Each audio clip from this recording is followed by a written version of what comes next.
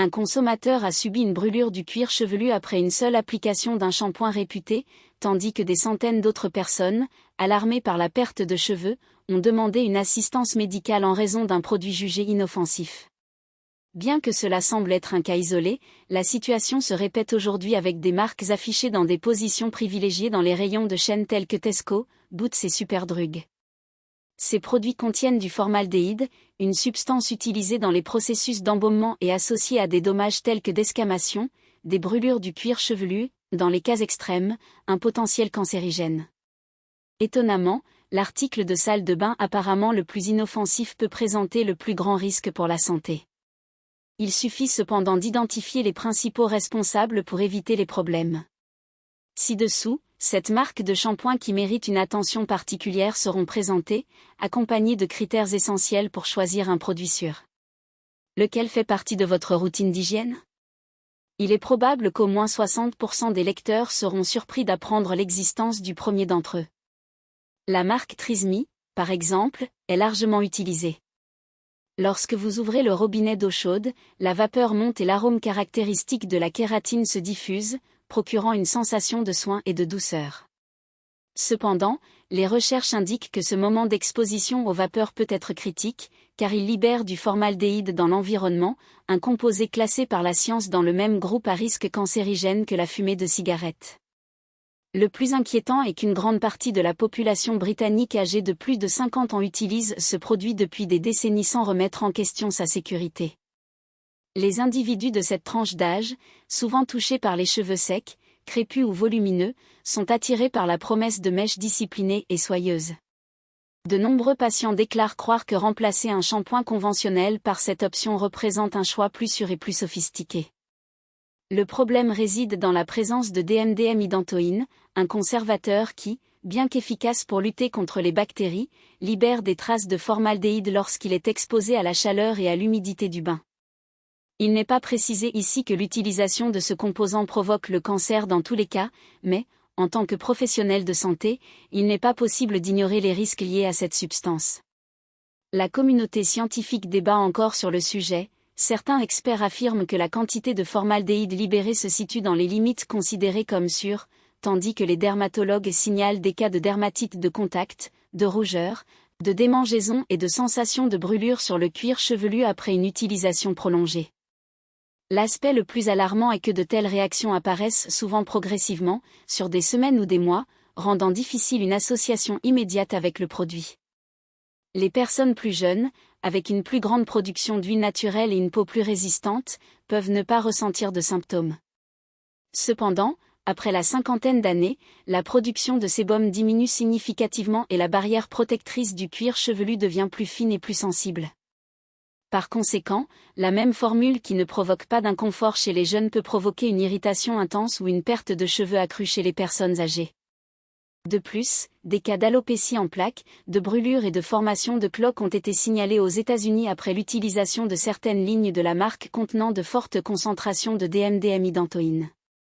Même si de tels rapports ne constituent pas une preuve scientifique définitive, la récurrence de déclarations similaires impose l'obligation d'alerter le groupe le plus vulnérable, les personnes de plus de 50 ans.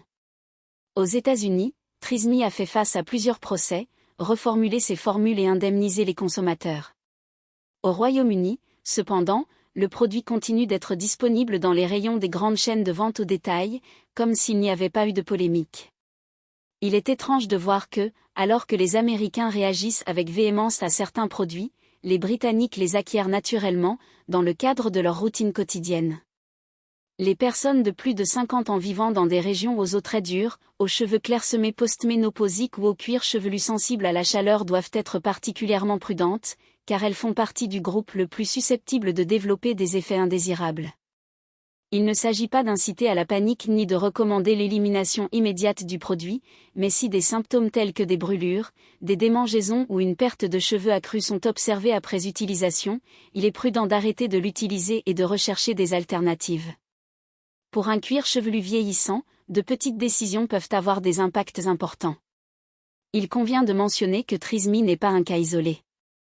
Lorsqu'on analyse d'autres marques apparemment inoffensives, les surprises se multiplient, y compris une éventuelle relation avec un problème encore plus grave. La prochaine marque dont il sera question, par exemple, est associée à un risque que peu de gens prendraient en compte lors du choix d'un shampoing, le cancer du sein. La marque Aussie, quant à elle, est un autre exemple qui mérite une analyse minutieuse.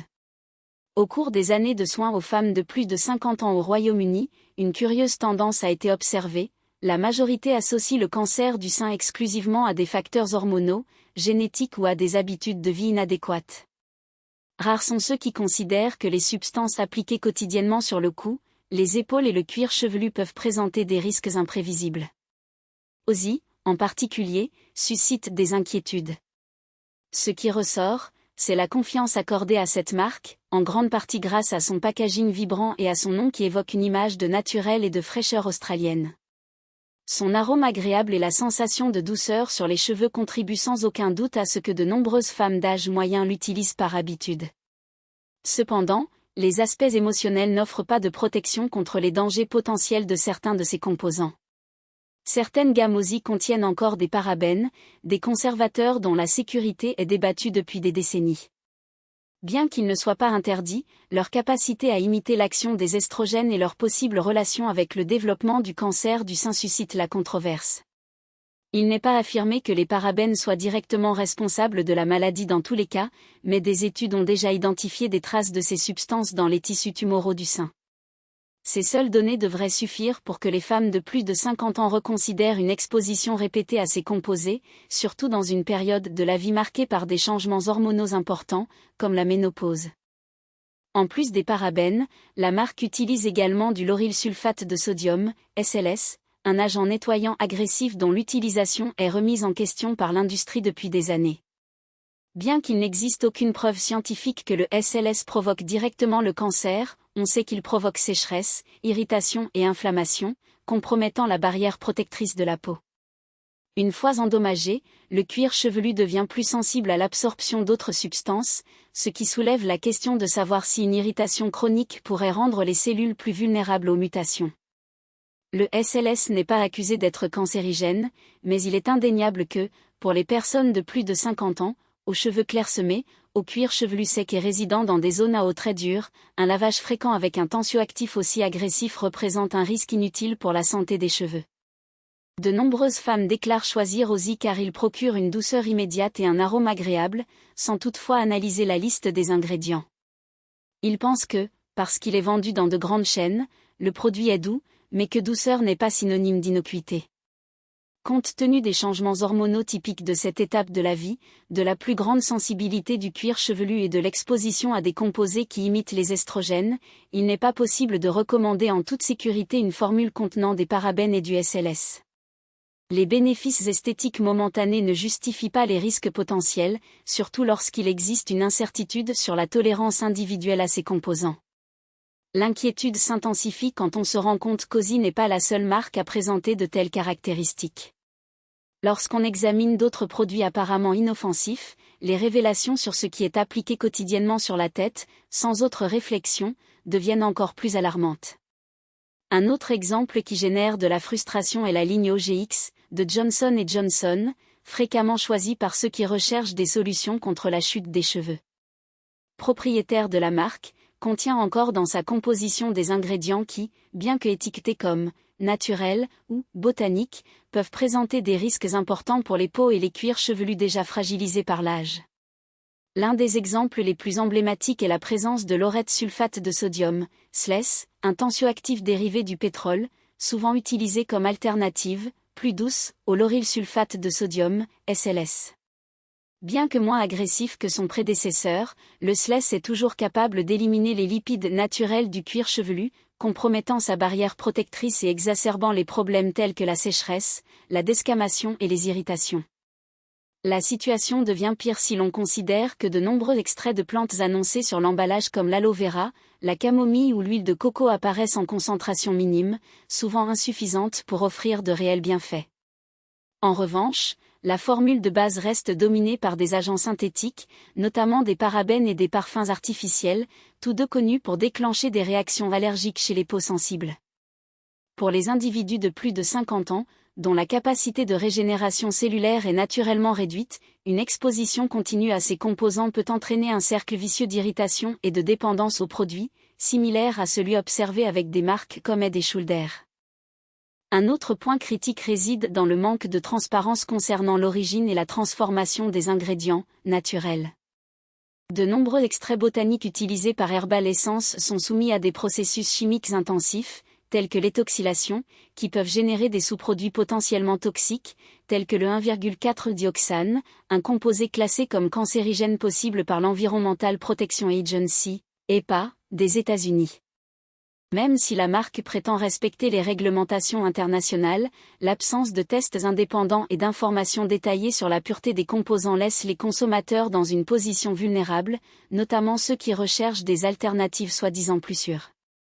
La stratégie marketing de Herbal Essence, centrée sur l'association entre naturalité et sécurité, s'avère particulièrement problématique lorsqu'elle est analysée du point de vue de la psychologie du consommateur. Des études montrent que la simple présence de termes tels que « botanique » ou « biologique » sur l'emballage suffit à réduire la perception de risque, même lorsque la composition chimique du produit ne justifie pas une telle confiance. Pour les personnes de plus de 50 ans, fréquemment confrontées à des changements hormonaux et à une plus grande sensibilité cutanée, cette dissonance entre attente et réalité peut avoir de graves conséquences. La croyance selon laquelle un produit est inoffensif parce qu'il contient des ingrédients d'origine végétale conduit beaucoup à ignorer les premiers signes d'irritation, comme des démangeaisons ou des rougeurs, et à les attribuer au vieillissement ou à des facteurs externes comme l'eau dure. De plus, la rotation des formules adoptées par la marque avec le lancement fréquent de nouvelles gammes, telles que Bio, Renew ou Argan Oil, rend encore plus difficile l'identification des schémas d'effets indésirables. Les consommateurs qui essaient une version sans problème du produit peuvent acheter par inadvertance une formule reformulée des mois plus tard contenant un nouvel ensemble d'ingrédients potentiellement irritants. Cette incohérence, combinée à l'absence d'études cliniques à long terme sur les effets cumulatifs de ces composants, rend pratiquement impossible de prédire les impacts réels sur la santé capillaire à moyen et long terme. Ce qui rend le cas de Herbal Essence encore plus préoccupant, c'est que, contrairement à des marques comme OGX ou Head & Shoulder, dont le potentiel agressif est plus évident, elles bénéficient d'une perception d'innocuité quasi universelle. Alors que les produits contenant des détergents puissants sont souvent associés à des risques connus, ceux qui se présentent comme « doux » ou « naturels » sont rarement soumis au même niveau de contrôle. Cependant, la réalité est que l'absence de symptômes immédiats n'équivaut pas à l'absence de préjudice. La dégradation progressive de la barrière cutanée, l'inflammation subclinique et la sensibilisation progressive sont des processus silencieux dont les effets ne deviennent visibles que lorsque les dommages sont déjà irréversibles. Pour les personnes de plus de 50 ans, dont la santé capillaire est déjà confrontée à des enjeux intrinsèques, le choix d'un shampoing ne doit pas se baser uniquement sur des attraits esthétiques ou des promesses marketing. Une analyse minutieuse des ingrédients, la préférence pour des formules hypoallergéniques et la consultation de professionnels spécialisés sont des mesures essentielles pour éviter que la recherche de solutions ne devienne une aggravation du problème. Après tout, lorsqu'il s'agit de produits appliqués quotidiennement sur le cuir chevelu, la précaution n'est pas seulement recommandée, c'est une nécessité. Récupération. La complexité de la composition, bien qu'efficace pour apporter des résultats esthétiques immédiats, peut surcharger la structure capillaire déjà fragilisée par le vieillissement. L'accumulation de silicone et de polymères, par exemple, bien que responsable de la sensation de douceur et de brillance, a tendance à obstruer les follicules pileux, rendant difficile l'oxygénation et la nutrition adéquate des cheveux. Dans le même temps, les agents nettoyants agressifs, bien que nécessaires pour éliminer les résidus, peuvent compromettre la barrière lipidique du cuir chevelu, le rendant plus sensible aux irritations et aux déséquilibres. La présence d'ingrédients comme le propylène glycol, largement utilisé dans les formulations cosmétiques comme humectant, renforce la nécessité de prudence. Bien qu'il ne soit pas identique aux composés utilisés dans les fluides industriels, son inclusion dans les produits à usage continu soulève des questions sur les effets cumulatifs potentiels sur les peaux plus sensibles. Une exposition prolongée à de telles substances, même à des concentrations considérées comme sûres, peut déclencher des effets indésirables chez les personnes prédisposées aux allergies ou dont l'intégrité cutanée est compromise par l'âge.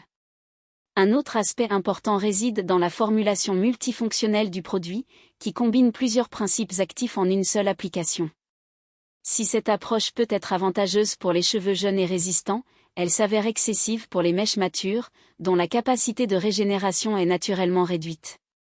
L'imbrication d'agents conditionneurs, d'épaississants et de parfums de synthèse, bien que non nocive en soi, peut générer un effet paradoxal: au lieu de nourrir, elle surcharge; au lieu de protéger, il sensibilise. Il en résulte un cercle vicieux dans lequel la dépendance aux produits s'intensifie à mesure que les cheveux perdent leur vitalité intrinsèque. La confiance accordée aux marques établies, comme L'Oréal, inhibe souvent une analyse critique de leur formulation. L'association entre qualité et réputation, bien que compréhensible, ne doit pas remplacer l'évaluation individuelle des besoins capillaires. Pour les personnes de plus de 50 ans, le choix d'un shampoing doit privilégier des formules minimalistes, exemptes de composés potentiellement irritants et adaptées aux particularités d'un cuir chevelu plus délicat. La simplicité, dans ce contexte, n'est pas synonyme d'inefficacité, mais de respect des limites biologiques imposées par le temps. Après tout, la véritable efficacité d'un produit ne réside pas dans sa capacité à masquer les problèmes, mais dans sa capacité à préserver la santé des cheveux sur le long terme. Précisément ce dont un cuir chevelu vieillissant a besoin. Éthique, avec sa proposition innovante, remet en question la convention des produits liquides en proposant une alternative solide et sans plastique formulée selon des critères stricts de durabilité et d'efficacité. Pincalicious, en particulier, se distingue comme une option particulièrement adaptée aux personnes de plus de 50 ans, non seulement en raison de sa composition, mais aussi en raison de son approche minimaliste qui respecte les besoins des cheveux et du cuir chevelu les plus vulnérables. L'absence d'eau dans la formule, caractéristique des shampoings solides, élimine le besoin de conservateurs agressifs, réduisant considérablement le risque d'irritation. De plus, la concentration en principes actifs est supérieure à celle trouvée dans les produits liquides classiques, ce qui permet un nettoyage en profondeur sans recourir à des tensioactifs agressifs comme le SLS ou le SLS. Pincalicious utilise plutôt des agents nettoyants dérivés de sources naturelles, tels que la cocamidopropylbétaïne et le décylglucoside, qui procurent une mousse douce mais efficace sans compromettre l'intégrité de la barrière lipidique du cuir chevelu. Un autre aspect pertinent est l'absence de silicone lourd et de polymères synthétiques, remplacés par des ingrédients d'origine végétale qui apportent hydratation et brillance sans alourdir les cheveux. Le beurre de cacao et l'huile de coco, présents dans la formule, offrent une nutrition sans laisser de résidus, un bénéfice crucial pour les cheveux plus fins et sujets aux cassures. L'inclusion d'extraits d'hibiscus, riches en antioxydants, contribue à la protection contre les dommages oxydatifs, un facteur souvent négligé dans les formules destinées aux cheveux matures. Une adaptation au contexte britannique, où l'eau dure est une réalité, est également envisagée. Pincalicious incorpore des agents chélateurs doux, tels que l'acide citrique, qui neutralise les effets des minéraux présents dans l'eau, empêchant ainsi l'accumulation de résidus qui rendent les cheveux rêches et difficiles à coiffer. Cette fonctionnalité est particulièrement précieuse pour ceux qui font face au défi d'un climat froid et humide, qui tend à aggraver la sensibilité du cuir chevelu. L'emballage, en plus d'être 100% biodégradable, reflète l'engagement de la marque à réduire l'impact environnemental, un aspect de plus en plus apprécié par les consommateurs conscients. Cependant, ce qui distingue vraiment Pincalicious, c'est sa capacité à allier simplicité et performance. Contrairement aux produits qui promettent des transformations instantanées, ce shampoing solide agit progressivement, rétablissant la santé des cheveux sans recourir à des astuces qui masquent les problèmes au lieu de les résoudre. Pour ceux qui hésitent encore à adopter une alternative solide, sachez que la transition peut nécessiter une période d'adaptation, notamment pour les habitués des formules riches en mousse. Cependant, une fois cette première phase surmontée, les bénéfices deviennent évidents: des cheveux plus clairs, un cuir chevelu moins irrité et une routine de soins plus adaptée aux besoins d'un corps vieillissant. Éthique, avec sa philosophie, Less is more, démontre que l'innovation ne doit pas nécessairement être synonyme de complexité, mais plutôt d'une approche plus intelligente et respectueuse du corps et de l'environnement. Précisément ce qui convient aux mèches plus fines, sujettes à la casse ou facilement irritées. Humidifiez simplement vos cheveux et frottez légèrement la barre pour que la mousse se forme dans la mesure idéale, ni trop ni pas assez. La formule Pincalicious, conforme à sa proposition, est minimaliste, mais volontairement efficace. L'huile essentielle de fruits confère un parfum propre et naturellement frais, évitant les parfums synthétiques qui ressemblent davantage aux déodorants environnementaux. L'huile de coco, à son tour, pénètre dans les fibres capillaires pour contrecarrer la sécheresse causée par l'eau dure courante au Royaume-Uni, tandis que la crème de coco garde les cheveux doux après le rinçage, sans l'effet lourd caractéristique de nombreux shampoings conventionnels. Il s'agit donc d'un équilibre délicat entre nutrition et légèreté, exactement ce qu'exige un cheveu quinquagénaire. Un aspect important réside dans le fait que les barres de shampoing comme celle-ci contiennent beaucoup moins de composants chimiques que leur version liquide. Absents les colorants, les solvants agressifs et les excès de conservateurs. Comme il s'agit d'un produit solide, il ne nécessite pas de stabilisant ni d'agent de suspension présent dans les formules à base d'eau, ce qui signifie que, lors de l'utilisation de Pincalicious, le cuir chevelu et les cheveux entrent en contact avec une plus grande concentration d'ingrédients bénéfiques et un nombre réduit d'irritants inutiles. Pour un cuir chevelu devenu plus fin et plus sensible au fil des années, ce changement représente une amélioration substantielle. Ethique, outre ses qualités techniques, est une marque qui gagne la confiance du public non pas par des campagnes publicitaires ostentatoires, mais par l'intégrité de ses principes. Fondée par des femmes, l'entreprise adopte des pratiques entièrement végétaliennes, sans cruauté envers les animaux ni huile de palme, en plus d'utiliser des emballages compostables à domicile et d'être certifié B Corp. Chaque barre Pincalicious équivaut à économiser une bouteille en plastique, un fait qui trouve un écho particulièrement auprès de ceux qui, après des décennies de vie, en sont venus à considérer la durabilité comme un critère essentiel. Cette cohérence entre les valeurs et les actions véhicule un sentiment de sécurité et de détermination, des éléments qui, pour beaucoup, deviennent de plus en plus pertinents à mesure qu'ils vieillissent. Ainsi, après avoir analysé cette marque à éviter, nous avons proposé 2 options qui inspirent réellement confiance pour les soins capillaires après 50 ans. Cependant, l'essentiel ne réside pas dans les recommandations présentées ici, mais dans l'expérience individuelle de chacun. Il n'y a pas 2 cheveux identiques, si certains répondent mieux aux formules douces, d'autres nécessitent une plus grande nutrition, il y a ceux qui ont juste besoin d'éviter les sulfates, et il y a ceux qui bénéficient d'une approche radicalement minimaliste. Le vrai risque n'est pas d'utiliser un produit inapproprié, mais de le faire sans avoir conscience de ses effets. C'est pour cette raison qu'il est essentiel d'entendre des histoires vraies. Avez-vous déjà rencontré des problèmes avec l'une des marques mentionnées? Un shampoing a-t-il déjà provoqué une chute de cheveux, des démangeaisons ou une irritation du cuir chevelu? Ou, à l'inverse, y en a-t-il qui se sont révélés exceptionnellement efficaces pour votre type de cheveux? Partagez vos expériences dans les commentaires, car les témoignages authentiques sont inestimables, dépassant toute analyse technique ou campagne publicitaire. Qui sait, peut-être que votre histoire aidera quelqu'un qui fait actuellement face à des difficultés similaires? Si ce contenu a permis de dissiper des doutes ou de révéler des aspects inaperçus concernant les produits présents dans votre salle de bain, pensez à laisser un avis positif, signalant que l'approche adoptée est sur la bonne voie. Et n'oubliez pas de vous abonner à la chaîne, car il reste encore de nombreux sujets pratiques à explorer.